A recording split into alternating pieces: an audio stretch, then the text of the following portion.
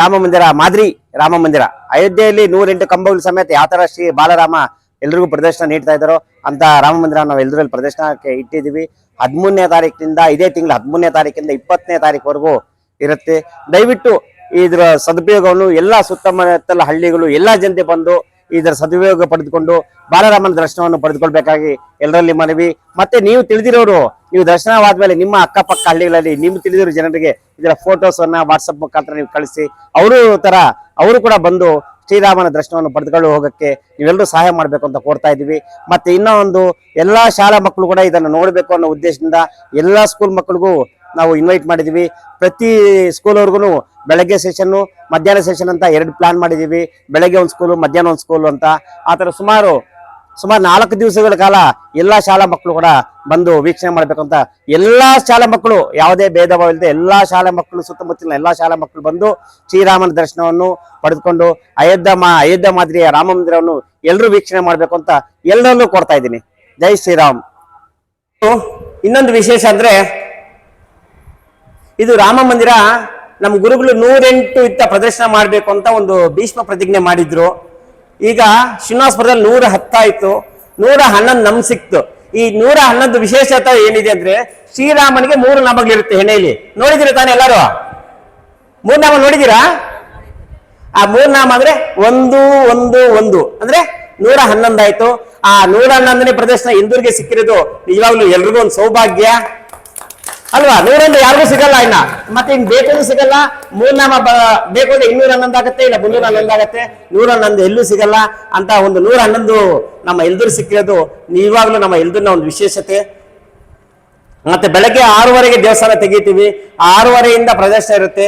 ಸುಮಾರು 13ನೇ ತಾರೀಕಿಂದ 20ನೇ ತಾರೀಕುವರೆಗೂ ಈ ಕಾರ್ಯಕ್ರಮ ಇರುತ್ತೆ. ನಾನು ಗುರುಜಿಗಳಿಗೆ ಹೇಳಿದೆ, ಗುರುಗಳು 20ನೇ ತಾರೀಕುವರೆಗೂ ಆಗಲ್ಲ, ಇನ್ನೊಂದು 5-6 ದಿವಸ ಎಕ್ಸ್ಟೆಂಡ್ ಆಗ್ಲೇಬೇಕು ಗುರುಗಳೆಂದು ನೆನ್ನೆನೆ ಹೇಳಿದ್ದೀನಿ. ಮತ್ತೆ ಇದಾದ್ಮೇಲೆ ಅಂತರಂಗದ ತಮವ ಕಳೆ ಸದ್ಗುರು ಸಾಯಿ ಆರತಿ ಬೆಳಗುವೆ ನಿನ್ನಯ ಜ್ಯೋತಿ ಅಭಯ ಹಸ್ತವ ತೋರಿ ಪೊರೆ ನೀ ದಯಾಳು ಶರಣು ಸಾಯಿ ಕರುಣಾಮಯಿ. ಶಿಷ್ಯ ಅಂತ ಏನು ತಾಯಿ ಬಂದಿದ್ದು ಮಗು ಚೆನ್ನಾಗಿಲ್ಲ ಬಂದೆ, ಹೌದಾ? ಗುರುಗಳಿಲ್ಲ, ನಾನೇ ಅದಕ್ಕೇನೋ ಅವಕಾಶ ಮಾಡಿಕೊಡ್ತೀನಿ ಅಂತ ಹೋಗ್ಬಿಟ್ಟು ಒಂದು ಚೀಟಿ ಬರೆದುಕೊಡು. ಚೀಟಿ ಬರೆದುಬಿಟ್ಟು ಕೊಟ್ಟು ಇದನ್ನು ಮನೆಗೆ ಹೋಗ್ಬಿಟ್ಟು ಅರಿಶಿನ ದಾರದಲ್ಲಿ ಕಟ್ಟಿಬಿಟ್ಟು ಧೂಪ ಹಾಕಿಬಿಟ್ಟು ಮಗು ಕಟ್ಬಿಡೋದು. ಅದು ಹೋಗಿ ಆಕೆ ಮಾಡೋ ಅಷ್ಟೊತ್ತಿಗೆ ಏನಾಯಿತು ಅಂದರೆ ಆ ಮಗು ಭಾಳ ಚೆನ್ನಾಗಿ ಆಗೋಯ್ತು. ನಡೆಯುತ್ತೋ ಅದು ಭೂಲೋಕದ ವೈಕುಂಠ ಅಂತ ಕರೀತಾರೆ. ಇವಾಗ ನಾವೆಲ್ಲ ಎಲ್ಲಿದ್ದೀವಿ ಹೇಳಿ? ವೈಕುಂಠದಲ್ಲಿ ಇದ್ದೀವಿ. ಹಂಗಾಗಿ ಇದು 108 ಮುಕ್ತಾಯ ಆಗಿ ಈಗ 111ನೇ ಪ್ರದರ್ಶನಕ್ಕೆ ಬಂದಿದೆ ಅಲ್ವಾ? ಇದು ಮಾಡೋ ಉದ್ದೇಶ, ಎಷ್ಟೋ ಜನ ಕ್ವಶನ್ ಇದೆ, ಇದು ಏನಕ್ಕೆ ಮಾಡಿದೀರಾ ಅಂತೆಲ್ಲ, ಇದನ್ನ ಏನಕ್ಕೆ ಮಾಡ್ಬೇಕು ಅನ್ನೋ ಸುಮಾರು ಜನ ಕ್ವಶನ್ಗಳಿರುತ್ತೆ. ಮೊದಲನೇದಾಗಿ ರಾಮನ ಅವತಾರ ತ್ರೇತಾಯುಗದಲ್ಲಿ ಏನಕ್ಕಾಗಿತ್ತು ಅಂದ್ರೆ ಒಂದು ಧರ್ಮ ಶಿಕ್ಷಣ ಮತ್ತೆ ಆತ್ಮಜ್ಞಾನದ ಉಪದೇಶಕ್ಕೋಸ್ಕರ ರಾಮನ ಅವತಾರ ಆಗಿರುತ್ತೆ. ಅದೇ ರೀತಿ ಎರಡನೇ ರೀತಿ ರಾಮನ ಆದರ್ಶ ಗುಣಗಳು ಸರ್ವರಿಗೂ ಬೇಕು ಅಂತ. ಹಿಂಗೆ ಸರ್ವರಿಗೂ ಬೇಕು ಅಂದ್ರೆ ರಾಮ ಬಂದು ಸೂರ್ಯ ವಂಶದವನು. ನೋಡಿ, ಸೂರ್ಯ ಸರ್ವರಿಗೂ ಸರಿಸಮವಾಗಿ ಯಾವ ತರ ಬೆಳಕನ್ನು ಕೊಡ್ತಾನೋ ರಾಮನ ಆದರ್ಶ ಗುಣಗಳು ಸಹ ಯಾವುದೇ ಜಾತಿ ಧರ್ಮ ಪಕ್ಷ ಭೇದವಿಲ್ಲದೆ ಸರ್ವರು ಸಹ ಜೀವನದಲ್ಲಿ ಅಳವಡಿಸಿಕೊಳ್ಳಬಹುದು. ಎರಡನೇದು. ಮೂರನೇದು, ಸಮಾನತೆಯನ್ನು ಹಂಚುವಲ್ಲಿ ಪಂಚಭೂತಗಳು ಅಂದ್ರೆ ನೋಡಿ, ಆಕಾಶ ಭೂಮಿ ಗಾಳಿ ನೀರು ಬೆಳಕು ಸರ್ವರಿಗೂ ಸರಿಸಮವಾದಂತ ಬರ್ತಾ ಇದೆ. ಯಾರಿಗೂ ಸಹ ಭೇದ ಭಾವ ಮಾಡ್ತಿಲ್ಲ ಅಲ್ಲ. ಪಂಚಭೂತಗಳು ಭೇದ ಭಾವ ಮಾಡ್ತಿದ್ಯಾ? ಇಲ್ಲ. ಅದರಿಂದ ಪಾಠ ಕಲೆ ತುಂಬಾ ಇದೆ. ಅದು ಮೂರನೇದು. ನಾಲ್ಕನೇದು, ಎಷ್ಟೋ ಜನ ಏಜ್ ಆಗಿರುತ್ತೆ, ಒಂದು 90 ವರ್ಷ ಮೇಲ್ಪಟ್ಟ ಏಜ್ ಆಗಿರ್ಬೋದು. ನಮ್ಮ ಕೈಲಿ ಅಯೋಧ್ಯೆಗೆ ಹೋಗಕ್ಕಾಗದೇ ಇಲ್ಲ ಅನ್ಕೊಂಡವರು ಇರ್ತಾರೆ. ಅಂತದ್ದು ಇದು ನೋಡೋದ್ರಿಂದ ಒಂದು ತ್ರೇತಾಯುಗದಲ್ಲಿ ಯಾವ ತರ ರಾಮನ ಅರಮನೆ ಇತ್ತು, ಸುವರ್ಣ ಮಂದಿರ ಯಾವ ತರ ಇರುತ್ತೆ, ಆ ತರ ನೋಡಿದಷ್ಟು ಒಂದು ಅನುಭವನು ಸಹ ಹಿರಿಯರಿಗಾಗುತ್ತೆ. ಎಷ್ಟೋ ಜನ ಹಿರಿಯರು ಹೇಳಿದ್ರೆ ನಮ್ಗೆ ಮೋಕ್ಷನೇ ಸಿಕ್ಕಿದೆ ಅಂತ ಸಹ ಎಷ್ಟೋ ಜನ ಹೇಳಿದ್ದಾರೆ. ಸುಮಾರು 25 ಲಕ್ಷ ಜನದ ಮೇಲೆ ಇದನ್ನ ಪ್ರದರ್ಶನ ಮಾಡಿದೆ ರಾಜ್ಯ ಹಾಗೂ ರಾಷ್ಟ್ರದಾದ್ಯಂತ.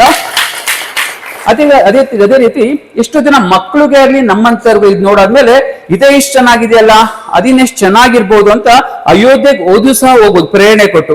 ಎಲ್ಲ ಉದ್ದೇಶ ಇಟ್ಕೊಂಡು ಮೇನ್ ಉದ್ದೇಶ ಇದು ಅದ್ರ ಜೊತೆ ಇದನ್ನ ಪ್ರದರ್ಶನ ಮಾಡ್ತಾ ಬರ್ತಾ ಇದೀವಿ. ನೋಡಿ ಇದ್ರ ಬಗ್ಗೆ ಒಂದು 2 ಮಿನಿಟ್ಸ್ ಅಲ್ಲಿ ವಿವರಣೆ ಕೊಡ್ತೀವಿ. ನೋಡಿ ಅಯೋಧ್ಯೆಯಲ್ಲೂ ನಮ್ಗೆ 3 ಮಹಡಿಗಳು ಬರುತ್ತೆ. ನೆಲ ಮಹಡಿ, 1ನೇ ಮಹಡಿ, 2ನೇ ಮಹಡಿ ಅಂತ. ಈಗ ನೆಲ ಮಹಡಿಲಿ ಬಾಲರಾಮ ಪ್ರತಿಷ್ಠಾಪನೆಯಾಗಿ ಕರೆಕ್ಟ್ ಒಂದು 2.5 ವರ್ಷ ಆಗಿದೆ. ಆ ಬಾಲರಾಮನ ಮುಂಭಾಗದಲ್ಲಿ ಲಕ್ಷ್ಮಣ, ಭರತ, ಶತ್ರುಘ್ನನು ಸಹ ಇದ್ದಾರೆ. ರಾಮ, ಲಕ್ಷ್ಮಣ, ಭರತ, ಶತ್ರುಘ್ನ ಸೇರಿ ವಿಷ್ಣುವಿನ ಪೂರ್ಣ ಅವತಾರ ಅಂತಾನು ಸಹ ಕರಿತೀವಿ. ರಾಮ ವಿಷ್ಣು ಆದ್ರೆ ಲಕ್ಷ್ಮಣ ಶೇಷನಾಗ, ಭರತ ಮತ್ತೆ ಶತ್ರುಘ್ನ ಶಂಖ ಮತ್ತೆ ಚಕ್ರ.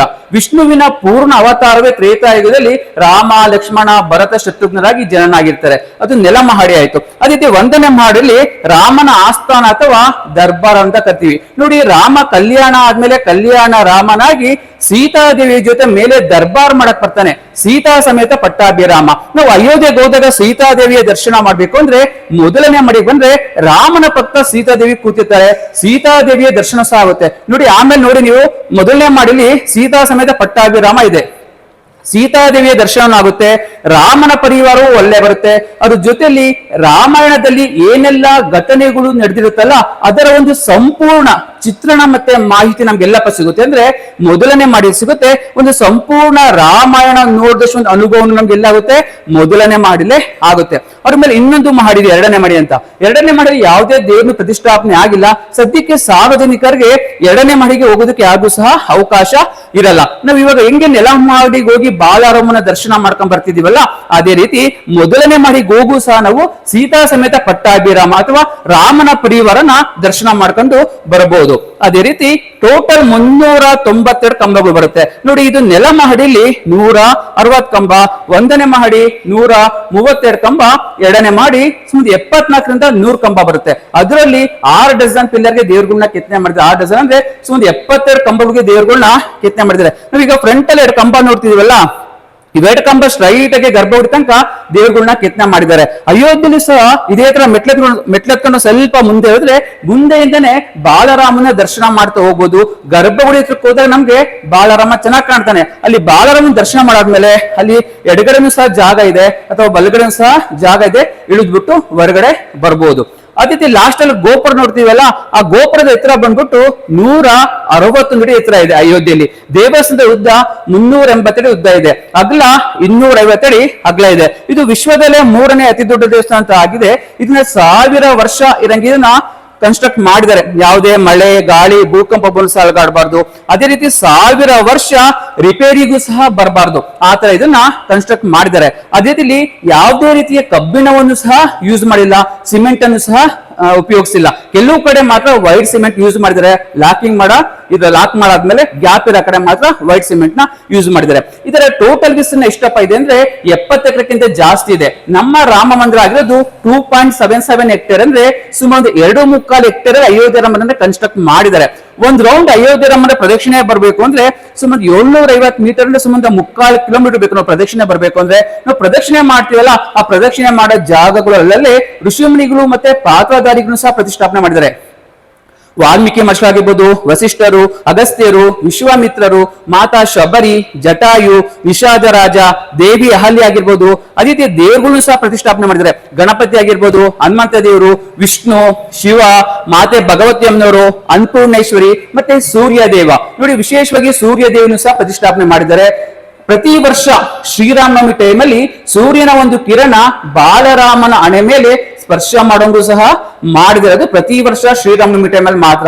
ಈಗ ಅಯೋಧ್ಯೆಯಲ್ಲಿ ಪೂರ್ಣ ಪ್ರಮಾಣ ಕಂಪ್ಲೀಟ್ ಆಗಿದೆ, ಇನ್ನು ಕೆಲಸ ನಡೀತಿದೆ. ಇನ್ನು ಪೂರ್ಣ ಪ್ರಮಾಣ ಆದಾಗ ಒಂದು 2-3 ವರ್ಷ ಆಗುತ್ತೆ. ಸದ್ಯಕ್ಕೆ ಹೋಗಿ ಬಾಲರಾಮ ಮತ್ತೆ ರಾಮನ ಪರಿವಾರನ ದರ್ಶನ ಮಾಡ್ತಾ ಬರ್ತಾ ಇದ್ದಾರೆ. ಇದ್ರ ಬಗ್ಗೆ ಮಾಹಿತಿ ಆಯ್ತು. 2 ನಿಮಿಷದಲ್ಲಿ ರಾಮ ಅನ್ನೋ ಅರ್ಥ ಏನಪ್ಪಾ ಅಂದ್ರೆ, ನೋಡಿ ನಾವು ರಾಮ ರಾಮ ರಾಮ ರಾಮ ರಾಮ ರಾಮ ರಾಮ ಅಂತೀವಿ. ಅದ್ರ ಅರ್ಥ ಏನಪ್ಪಾ ಅಂದ್ರೆ ಮೊದಲನೇದು ನಮ್ಮ ಅಂತರಂಗ ಶುದ್ಧಿ ಆಗುತ್ತೆ. ಕಾಯ ವಾಚ ಮನಸ. ಕಾಯ ಅಂದ್ರೆ ಮಾಡೋ ಕೆಲಸ ಶುದ್ಧಿ ಆಗುತ್ತೆ. ಅದೇ ರೀತಿ ವಾಚ ನೋಡೋ ದೃಷ್ಟಿ ಶುದ್ಧಿ ಆಗುತ್ತೆ. ಅದೇ ರೀತಿ ಮನಸ್ಸು ಸಹ ಶುದ್ಧಿ ಆಗುತ್ತೆ. ತ್ರಿಕರಣ ಶುದ್ಧಿ ಆಗುತ್ತೆ ಮೊದಲನೇದಾಗಿ. ಎರಡನೇದು ನಾವು ಅಂತರಂಗ ಯಾವಾಗ ಶುದ್ಧಿ ಆಗುತ್ತೋ ಎಲ್ಲ ಗುರುಗಳ ಅನುಗ್ರಹ ಸದಾಕಾಲ ನಮ್ಗೆ ಆಶೀರ್ವಾದನೆ ಮಾಡ್ತಾ ಇರ್ತಾರೆ. ಅದೇ ರೀತಿ ಮೂರನೇದಾಗಿ ನೋಡಿ, ಇಡೀ ಬ್ರಹ್ಮಾಂಡದಲ್ಲಿ ಇಷ್ಟು ಕೋಟ್ಯಾನುಕೋಟಿ ದೇವತೆಗಳ ನಾಮಸ್ಮರಣೆ ಮಾಡಿದರು, ಅದೇ ರೀತಿ ಎಲ್ಲಾ ವೇದಗಳನ್ನು ಓದಿದರೂ ಎಷ್ಟು ಪುಣ್ಯ ಸಿಗುತ್ತದೆಯೋ ಅದಕ್ಕಿಂತ ಕೋಟಿಯಷ್ಟು ಪುಣ್ಯ ರಾಮನಾಮ ಜಪದಿಂದ ಸಿಗುತ್ತಂತೆ. ಮೂರನೇದು. ನಾಲ್ಕನೇದು ವಿಷ್ಣು ಸಹಸ್ರನಾಮ ಹೇಳಿದಷ್ಟು ಪುಣ್ಯನೂ ಸಹ ನಮ್ಗೆ ಸಿಗುತ್ತೆ. ಐದನೇದಾಗಿ ಶ್ರೀ ಲಲಿತಾದೇವಿಯ ಅನುಗ್ರಹನು ನಮ್ಗೆ ಆಗುತ್ತೆ. ಹಂಗಾಗಿ ಒಂದು ಧರ್ಮದ ಚೌಕಟ್ಟಿನೊಳಗಡೆ ಯಾವ ತರ ಬದುಕಬೇಕು ಅಂತ ಹೇಳ್ಕೊಟ್ಟರು ಶ್ರೀರಾಮಚಂದ್ರರು. ನೋಡಿ, ನೀವು ಆದರ್ಶವಾಗಿ ತಗೋಬೇಕು ಅಂದ್ರೆ ಶ್ರೀರಾಮಚಂದ್ರನ ತಗೋಬೇಕು. ಅದಕ್ಕೆ ಹೇಳ್ತಾರೆ, ರಾಮನ ನಡೆ ಚಂದ, ಕೃಷ್ಣನ ನುಡಿ ಚಂದ. ರಾಮ ನಡೆದಂತೆ ನಡಿಬೇಕು, ಕೃಷ್ಣ ನುಡಿದಂತೆ ನಡಿಬೇಕು. ಅದೇ ರೀತಿಯಲ್ಲಿ ನಾವು ರಾಮ ಅಂತೀವಿ, ಶ್ರೀರಾಮ ಅಂತೀವಿ. ಶ್ರೀ ಅಂದ್ರೆ ಲಕ್ಷ್ಮಿಯ ಸಂಕೇತ, ರಾ ಅಂದ್ರೆ ವಿಷ್ಣುವಿನ ಅಂಶ ಇರುತ್ತೆ, ಮಾ ಅಂದ್ರೆ ಶಿವ ಇರ್ತಾನೆ, ಶ್ರೀರಾಮ ಅಂದ್ರೆ ಹನುಮಂತದ್ದು ಇರುತ್ತಾನೆ, ಸಾಕ್ಷಾತ್ ಶ್ರೀಕೃಷ್ಣನು ಸಹ ಇರ್ತಾರೆ. ನಾವು ಶ್ರೀರಾಮ ಜಯ ರಾಮ ಜಯ ಜಯ ರಾಮ. ರಾಮ ಎಂದರೆ ಧರ್ಮ, ರಾಮ ಎಂದರೆ ಆತ್ಮ, ರಾಮ ಎಂದರೆ ಪರಬ್ರಹ್ಮ. ಧರ್ಮಕ್ಕೆ ಸರಿಸಮವಾಗಿ ಒಂದೇ ಒಂದು ಪದ ಇದೆ ಅಂದ್ರೆ ಅದು ರಾಮ, ಅಥವಾ ರಾಮನಿಗೆ ಸರಿಸಮವಾಗಿ ಒಂದೇ ಒಂದು ಪದ ಇದೆ ಅಂದ್ರೆ ಅದು ಧರ್ಮ. ಧರ್ಮ ಮಂದಿರ ಬೇರೆ ಅಲ್ಲ, ರಾಮ ಮಂದಿರ ಬೇರೆ ಅಲ್ಲ, ಅವನೇ ಆತ್ಮ. ಅದಕ್ಕೆ ಆತ್ಮ ರಾಮ ಆನಂದರ ಮಾಡ್ತೀವಿ. ಅವನೇ ಆತ್ಮನೇ ರಾಮ, ಅವನೇ ಪರಬ್ರಹ್ಮ. ಹಂಗಾಗಿ ಯಾರು ಶ್ರೀರಾಮ ಜಯ ರಾಮ ಜಯ ಜಯ ರಾಮ ಅಂತ ನಿತ್ಯ ನಿರಂತರವಾಗಿ ಹೇಳ್ತಿರ್ತಾರೋ ಅವ್ರಿಗೆ ಸದಾಕಾಲ ಎಲ್ಲ ಗುರುಗಳ ಅನುಗ್ರಹ, ಎಲ್ಲ ದೇವರ ಅನುಗ್ರಹ, ಇಡೀ ಭೂಮಂಡದ ಶಕ್ತಿನೇ ಒಳಲಿರುತ್ತಂತೆ. ಧರ್ಮಕ್ಕೂ ಜಯ ಆಗುತ್ತೆ, ರಾಮನಿಗೂ ಜಯ ಆಗುತ್ತೆ, ಆತ್ಮನಿಗೂ ಜಯ, ಪರಬ್ರಹ್ಮನಿಗೂ ಜಯ. ಅದೇ ರೀತಿ ನೀವೇನರ ಸತ್ ಸಂಕಲ್ಪ, ಒಳ್ಳೆಯ ಸಂಕಲ್ಪ, ಧರ್ಮಬದ್ಧವಾಗಿದ್ರೆ ನಿಮ್ ಸಂಕಲ್ಪ ಖಂಡಿತ ಅದಕ್ಕೂ ಸಹ ಜಯ ಆಗುತ್ತೆ. ಹಂಗಾಗಿ ರಾಮನ ಒಂದು ವ್ಯಕ್ತಿತ್ವ ಅಪಾರವಾಗಿದೆ. ಹಂಗಾಗಿ ಈ ಒಂದು ಅವಕಾಶವನ್ನು ಬಳಸ್ಕೊಳ್ಳಿ. ಈ ಒಂದು ವಿಡಿಯೋ ಲೈಕ್ ಮಾಡಿ, ಶೇರ್ ಮಾಡಿ, ಸಬ್ಸ್ಕ್ರೈಬ್ ಮಾಡಿ, ಇನ್ನೊಂದಷ್ಟು ಜನಕ್ಕೆ ಮಾಹಿತಿ ನೀಡಿ. Thank you.